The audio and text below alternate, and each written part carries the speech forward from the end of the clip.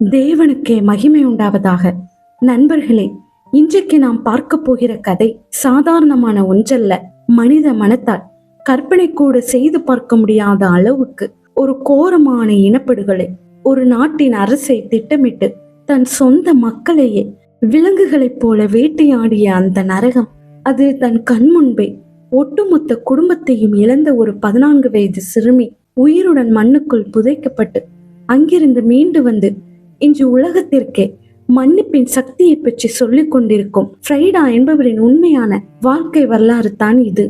இந்த ஜீவனுள்ள சாட்சியை கடைசி வரையிலும் கேளுங்கள். கிழக்கு ஆப்பிரிக்காவில் உள்ள ருவாண்டா என்ற அழகான சிறிய நாடு அது. அங்கே துட்சி மற்றும் ஹூட்டு என்ற 2 இன மக்கள் வாழ்ந்து வந்தனர். ஆரம்பத்தில் குழந்தைகளாக அவர்கள் ஒன்றாகத்தான் விளையாடினர். எந்த பாகுபாடும் இல்லை. ஆனால் அரசியல் மாற்றங்களாலும் திட்டமிட்ட வெறுப்பு பிரச்சாரங்களாலும் அந்த நாட்டில் விஷம் விதைக்கப்பட்டது. 1994ஆம் ஆண்டில் வெறும் 100 நாட்களுக்குள் 1 மில்லியனுக்கும் அதிகமான துட்சி மக்கள் கொடூரமாக துடைத்தளிக்கப்பட்ட அந்த பயங்கரமான இனப்படுகொலை வெடித்தது. ஃப்ரைடாவின் குடும்பம் அந்த தாக்குதலில் சிக்குகிறது. வீடுகள் எரிக்கப்படுகின்றன. தன் 14வது பிறந்த நாளை கொண்டாடிய சில வாரங்களிலேயே ஃப்ரைடா இந்த நரகத்தை எதிர்கொள்ள வேண்டியதாகிறது. துட்சிகளாகிய அவர்கள் பல ஆண்டுகளாக பல பாகுபாடுகளை கடந்து வந்திருக்கிறார்கள். பல துட்சிகள் நாட்டை விட்டு வெளியேறி அகதிகளாக வாழத் தொடங்கினர்.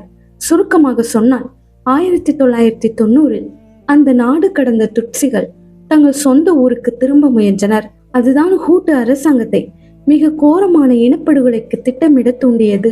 கிராமத்தில் ஹூட்டு மக்களுக்கும் அவர்களுக்கும் இடையே எந்த பாகுபாடும் இருந்ததில்லை. சொல்ல போனால் ஃப்ரைடாவின் குடும்பம் அனைத்து அயலவர்களிடமும் மிகவும் கனிவாகத்தான் நடந்து கொண்டது.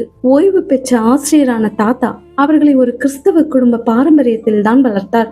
எல்லோரையும் நேசிக்க வேண்டும் என்பதுதான் அங்கே கற்றுக் கொடுக்கப்பட்டது. ஆனால் அவர் பள்ளிக்கு சென்ற போதுதான் ஒரு அதிர்ச்சி காத்திருந்தது. பெற்றோர் சொல்லாவிட்டாலும் பள்ளியில் அது சொல்லிக் கொடுக்கப்பட்டது. ஆசிரியர்கள் வகுப்பிற்குள் வந்து குழந்தைகளை பிரிப்பார்கள். ஃப்ரைடாவிற்கு அப்போது வெறும் 6 வயதுதான். அப்படித்தான் தான் ஒரு துட்சி என்பதை அவர் முதலில் கண்டுபிடிக்கிறார். சொந்த நாட்டிலேயே வெளியாட்களை போல நடத்தப்பட்டனர். பல அடிப்படை சலுகைகள் மறுக்கப்பட்டன. 1990 இனப்படுகொலை திட்டமிடப்பட்ட போதே ஏதோ ஒரு பெரிய சதி நடக்கிறது என்பது அவர்களுக்கு தெரிந்ததுதான். ஆனால் மனிதகுல வரலாற்றில் இப்படி ஒரு கோரமான இனப்படுகொலை நடந்து வெறும் 100 நாட்களில் 1 மில்லியனுக்கும் அதிகமான மக்கள் கொல்லப்படுவார்கள் என்று அவர்களால் கற்பனை கூட செய்ய முடியவில்லை. வெறுப்பை விதைப்பதற்காகவே அரசாங்கத்தால் திட்டமிட்டு ஒரு வானொலி தொடங்கப்பட்டது என்பதை நீங்கள் நம்புவீர்களா? அந்த வானொலியில் உங்கள் பெயரும் உங்கள் குழந்தைகளின் பெயரும் வாசிக்கப்படுவதை நீங்கள் கேட்க நேரிட்டால் எப்படி இருக்கும்? நீங்கள் இறக்க வேண்டியவர்களின் பட்டியலில் இருக்கிறீர்கள் என்று மாநிலத்தின் வானொலியே அறிவிக்கிறது.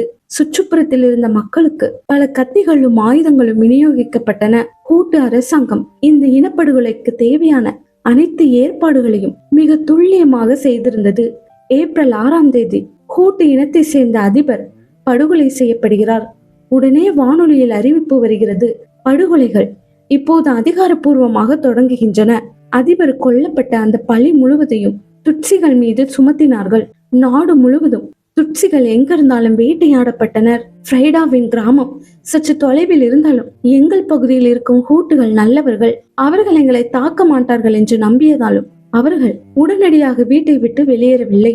சொல்ல போனால் பாதுகாப்பை தேடி பல துட்சிகள் அவர்கள் பகுதிக்கு தான் ஓடி வந்தார்கள். ஆனால் ஒரு கட்டத்தில் அவர்களது பகுதியிலும் தாக்குதல்கள் வெடித்தன.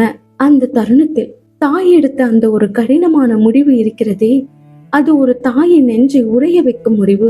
நாம் அனைவரும் ஒரே இடத்திற்கு ஒன்றாக சென்றால் ஒருவரை கூட விட்டு வைக்க மாட்டார்கள்.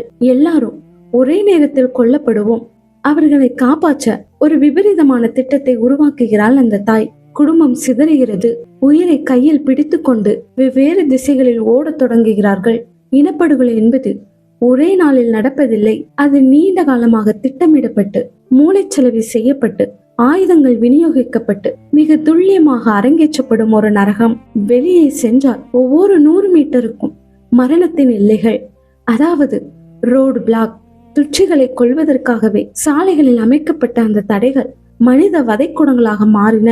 புதருக்குள் சிக்கினால் கூட தூக்கி சென்று அங்கேயே கொன்று விடுவார்கள். இப்படியே 1 மாதம் முழுவதுமாக ஒரு காட்டிலிருந்து மற்றொரு காடு என மாறிக்கொண்டே இருந்தனர். அப்போதுதான் மே மாதத்தில் ஒரு கொடூரமான அறிவிப்பு வெளியாகிறது. கொலைகள் நின்றுவிட்டன. ஆனால் அது ஒரு அபட்டமான பொய்.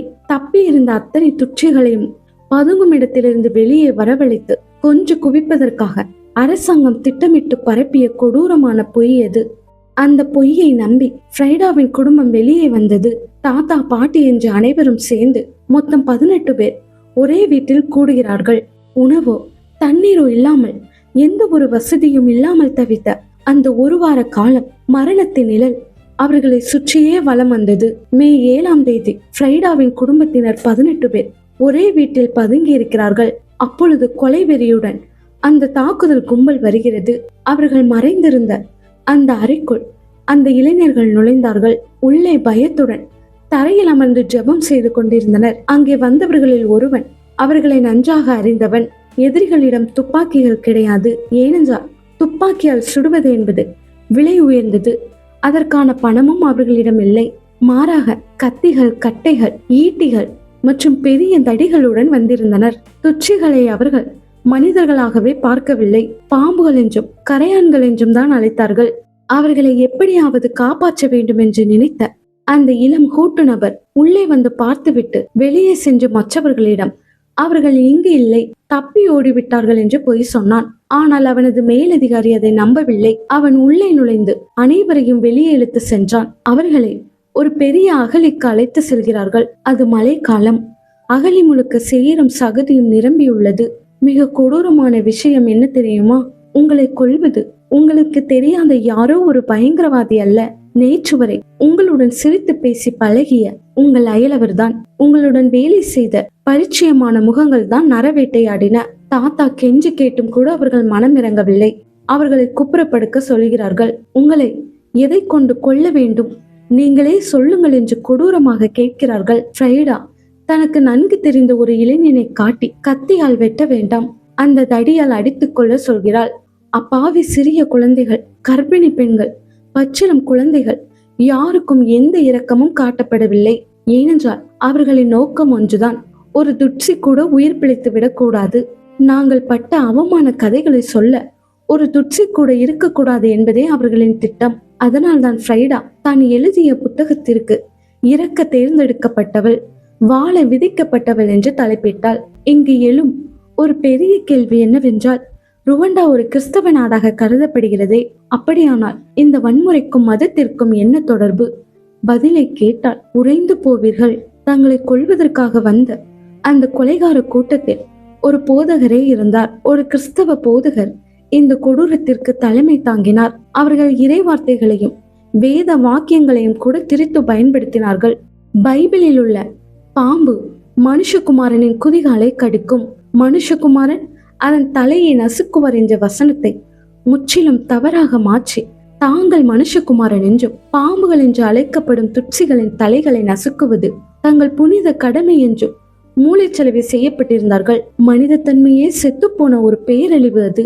மரணத்தின் அந்த விளிம்பில் சிறுமதியோடு ஃப்ரைடா எடுத்த அந்த முடிவு இருக்கிறதே, கத்தியால் வெட்டப்பட்டால் உடல் துண்டு துண்டாக சிதைந்துவிடும் என்பதால் குறைந்தபட்சம் ஒரு கட்டையால் அடித்துக் கொள்ளுமாறு தனக்கு நன்கு பரிச்சயமான அந்த இளைஞனிடம் கெஞ்சி கேட்கிறாள்.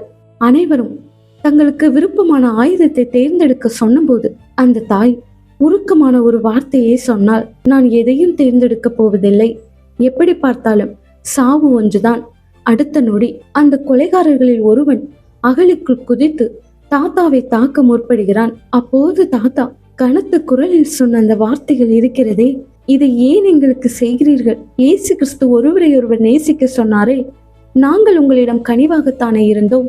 ஆனால் அவர் பேசி முடிப்பதற்குள் மற்றொருவன் குதித்து வந்து அவரை கட்டையால் அடிக்க தாத்தா முன்னோக்கி சாய்ந்து விழுகிறார். உடனே மற்றவர்களும் அந்த அகழிக்குள் குதித்து கோர தாக்குதலை தொடங்குகிறார்கள். டீனேஜ் பருவத்திலிருந்தும் அவளை இன்றளவும் இரவுகளில் வாட்டி விதைக்கும் அந்த நரக காட்சி, அவளது தாயின் தலை வெட்டப்படுவதை அவள் தன் கண் முன்பே நேரில் காண்கிறாள். அந்த பயங்கரத்தை தாங்க முடியாமல் தான் அணிந்திருந்த ஹூடியா தன் தலையை இறுக்கமாக மூடிக்கொள்கிறாள். அவள் தேர்ந்தெடுத்த அந்த இளைஞன் அவள் மீது கை வைக்கிறான்.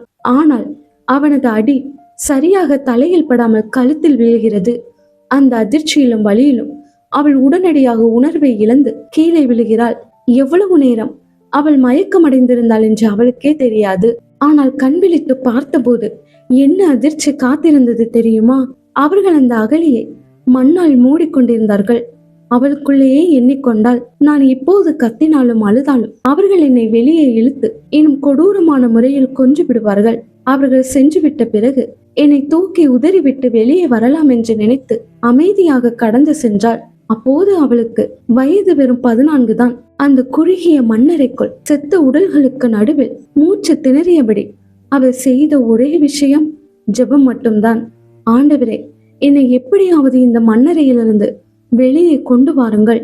தயவு செய்து என்னை காப்பாற்றுங்கள். என்னை வெளியே கொண்டு வந்தால் என் வாழ்நாள் முழுவதும் கூட நான் உமக்கே ஊழியம் செய்வேன். மண்ணுக்கு அடியில் இரத்த காயங்களுடன் உறவினர்களின் சடலங்களுக்கு நடுவே உயிருடன் புதைக்கப்பட்ட ஒரு சிறுமியின் மீளாதுயரம் இது. மணி நேரங்கள் கடந்தன. அசைய முயலும் போதெல்லாம் வாய் மற்றும் மூக்கை மண் மூடியது. எங்கு பார்த்தாலும் இரத்தமும் சேரும் மலிந்தது. உடல் குளிர தொடங்கியது. மரணம் அவளை மெல்ல தின்று கொண்டிருந்தது. அப்போது அந்த பகுதியில் வாழை இலைகளை பறித்து கொண்டிருந்த ஒரு மூதாட்டியின் காதில் அந்த மெல்லிய அழுது கொண்டிருக்கும் குரல் விழுகிறது. அது எங்கிருந்து வருகிறது என்று புரியாமல் பயந்து போய் நடுங்கிய அந்த பெண் ஓடி சென்று ஒரு இளைஞனிடம் சொல்கிறாள். பின்னர் அந்த இளைஞன் வந்து அது பேய் அல்ல, உயிருடன் புதைக்கப்பட்ட மனிதர் தான் என்று கண்டுபிடித்து அவளை வெளியே இழுத்து விடுகிறான். ஆனால் அங்கும் ஆபத்து தொடர்கிறது. கொலைகார கும்பல் வருவதை பார்த்த அந்த இளைஞன், நான் உன்னை காப்பாற்றியதை யாரிடமும் சொல்லாதே, அவர்கள் என்னை கொன்று விடுவார்கள் என்று ஓடிவிடுகிறான். ஃப்ரைடாவின் முகமெல்லாம் இரத்தமும் சேரும் பூசியிருக்க அவளை பார்த்து அந்த கூட்டு கொலைக்காரர்களை அவளை பார்த்து பயந்து, இது மனிதன் அல்ல, துட்சிகளின் பேய் நம்மை வாட்ட வந்திருக்கிறது என்று நினைத்து விட்டு சென்று விடுகிறார்கள். அதன் பிறகு அவளது குரலை கேட்டு ஓடி வந்த அந்த மூதாட்டி அவளை தன் வீட்டிற்கு அழைத்து சென்றார். ஆனால் செய்தி ஊருக்குள் பரவ தொடங்கியது. அப்போது அவளை காப்பாற்ற நல்ல உள்ளம் கொண்ட ஒரு கூட்டு மனிதர் இனப்படுகொலை முடியும் வரை 4 வாரங்கள் தனது வாழை தோட்டத்திற்கு அடியில் ஒரு சிறிய குழியை தோண்டி அங்கே ஃப்ரைடாவை ரகசியமாக பாதுகாத்து மறைத்து வைக்கிறார். அப்படிப்பட்ட பெரும் ஆபத்துகளுக்கு பிறகுதான் ஃப்ரைடா அந்த நரகத்திலிருந்து தப்பிக்கிறாள். இனப்படுகொலை முடிவுக்கு வந்ததும் ஃப்ரைடா பாதுகாப்பான இடத்திற்கு அழைத்து செல்லப்படுகிறாள். அங்கே சென்ற பிறகுதான் அவளுக்கு புரிகிறது, இது எந்த கனவும் அல்ல, அவளது ஒட்டுமொத்த குடும்பமும் அழிந்து விட்டது என்ற கசப்பான யதார்த்தம் அவளை உலுக்குகிறது. அடுத்தடுத்த ஆண்டுகளில் அவளுக்கு கடுமையான மன அழுத்தம், தாங்க முடியாத சோகம், கெட்ட கனவுகள் என்று எல்லாம் துரத்துகின்றன. அவளது உடலும் உள்ளமும் தொடர்ந்து 4 ஆண்டுகள் கடுமையான போராட்டத்தை சந்தித்தன. அவளது 18 வயது வரும் வரை அந்த நரகம் தொடர்ந்தது. அவளுக்கு 18 வயது நிரம்பிய அந்த தருணம் அவளது வாழ்க்கையில் மிக முக்கியமான திருப்பு முனையாக அமைந்தது. மணி நேரங்களாக அந்த புதைக்குழியிலா உயிருடன் புதைக்கப்பட்டிருந்தேன். செத்த உடல்களுக்கு நடுவில் இருந்த என்னை கடவுள் எப்படி பாதுகாத்தார்? எப்படி என்னால் மட்டும் அந்த மண்ணறையிலிருந்து வெளியே வர முடிந்தது என்று அவள் தீவிரமாக சிந்திக்க தொடங்கினாள். ஜனவரி 15, 1998 அன்று அவள் தன் வாழ்க்கையை முழுமையாக கிறிஸ்துவுக்கு அர்ப்பணித்தாள். அந்த நாளில்தான் தன் மீதான தேவனின் நோக்கத்தை அவள் கண்டு கொண்டாள். அப்படியானால் கிறிஸ்துவை ஏற்றுக்கொண்ட உடனே அவள் இந்த மக்களை மன்னித்து விட்டாளா? இல்லை, அதுதான் இல்லை.